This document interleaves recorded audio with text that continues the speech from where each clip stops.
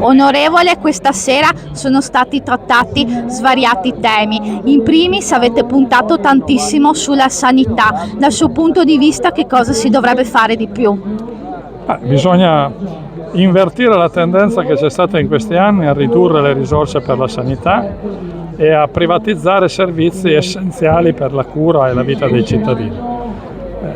La vita di un cittadino è la cosa più preziosa che ha e garantire che ogni cittadino possa curarsi e possa vivere una condizione di benessere deve essere una priorità assoluta a cui dedicare tutte le risorse necessarie.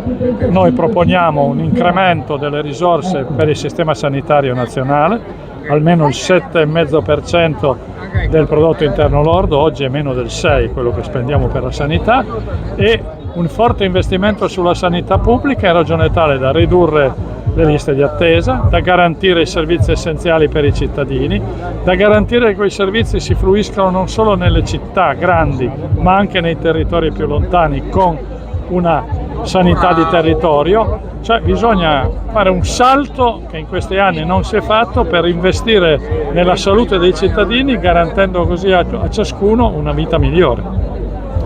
Un tema che forse questa sera non è stato trattato è quello della sicurezza. Noi ci troviamo a Treviso, una città dove il sindaco è stato costretto a scrivere al ministro dell'interno per chiedere più forze di polizia contro queste baby gang. Lei come commenta questo fatto e in generale la situazione della sicurezza in Italia? Credo che garantire la sicurezza dei cittadini sia anche questo una priorità. Bisogna fare in modo che un cittadino non abbia paura della via in cui vive, non abbia paura quando si muove, non abbia paura di uscire di notte, di essere garantito nella incolumità sua, della sua famiglia, dei suoi beni, e quindi certamente la sicurezza è un dato importante che va, realizzato per un verso certamente con un presidio del territorio adeguato, con forze di polizia, carabinieri, quello che è necessario, ma attenzione che la sicurezza si realizza anche su come tu organizzi la vita di una società, lottando contro ogni forma di emarginazione, evitando il degrado del territorio, facendo in modo che lì dove si vive ci sia una vita di comunità accogliente, nessuno sia abbandonato a se stesso, sia solo.